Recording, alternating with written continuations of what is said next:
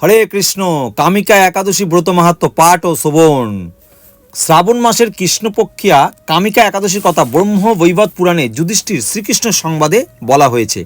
যুধিষ্ঠির মহারাজ শ্রীকৃষ্ণকে বললেন, হে গোবিন্দ, হে বাসুদেব, শ্রাবণ মাসের কৃষ্ণপক্ষের একাদশীর নাম এবং মাহাত্ম্য সবিস্তারে আমার কাছে বর্ণনা করুন, তা শুনতে আমি অত্যন্ত কৌতূহলী।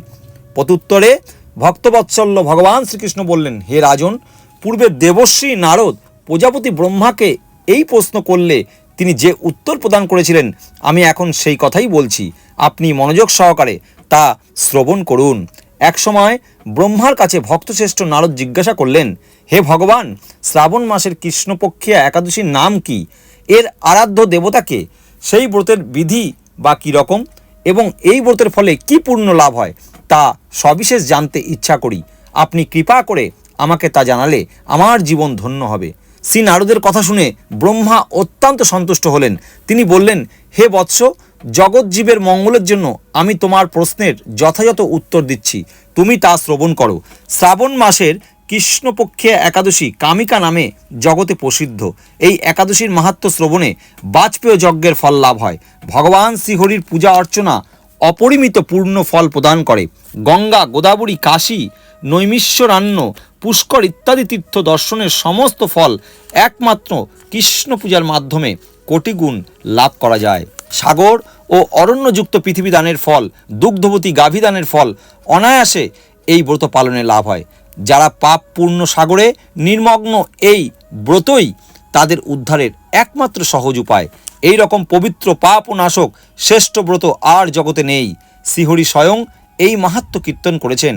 রাত্রি জাগরণ করে যারা এই ব্রত পালন করেন তারা কখনো দুঃখ দুর্দশাগ্রস্ত হন না। এই ব্রত পালনকারী কখনো নিম্ন যৌনি প্রাপ্ত হন না। কেশবপ্রিয়া তুলসী পত্রে যিনি শ্রীহরির পূজা করেন, পদ্মপাতার জলের মতন তিনি পাপে নিলিপ্ত থাকেন। তুলসী পত্র দিয়ে বিষ্ণু পূজায় ভগবান যেমন সন্তুষ্ট হন, মণি মুক্তাদি মূল্যবান রত্নর মাধ্যমেও তেমন প্রীত হন না। যিনি কেশবকে তুলসী মঞ্জুরি দিয়ে পূজা করেন তার জন্মার্জিত সমস্ত পাপ ক্ষয় হয়ে যায়। এই প্রসঙ্গে ব্রহ্মা বললেন, হে নারদ, যিনি তুলসীকে প্রত্যাহ দর্শন করেন তার সকল পাপরাশি বিদূরিত হয়ে যায়। যিনি তাকে স্পর্শ করেন তার পাপ মলিন দেহ পবিত্র হয়। তাকে প্রণাম করলে সমস্ত রোগ দূর হয়। তাকে জল সিঞ্চন করলে যমও তার কাছে আসতে ভয় পান। শ্রীহরির চরণে তুলসী অর্পিত হলে ভগবত ভক্তি লাভ হয়। তাই হে কৃষ্ণ ভক্তি প্রদায়িনী, তোমায় প্রণাম করি।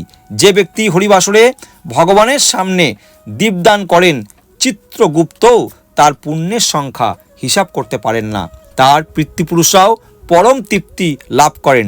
শ্রীকৃষ্ণ বললেন, হে রাজন, আমি আপনার কাছে সর্বপাপ হারিণী কামিকা একাদশীর মাহাত্ম্য বর্ণনা করলাম। অতএব যিনি ব্রহ্মহত্যা, ভ্রূণহত্যা, পাপ বিনাশিনী, মহাপূর্ণ ফলদায়ী এই ব্রত পালন করবেন ও এই মাহাত্ম্য শ্রদ্ধা সহকারে পাঠ অথবা শ্রবণ করবেন, তিনি সর্বপাপ থেকে মুক্ত হয়ে বিষ্ণু লোকে গমন করবেন। হরে কৃষ্ণ।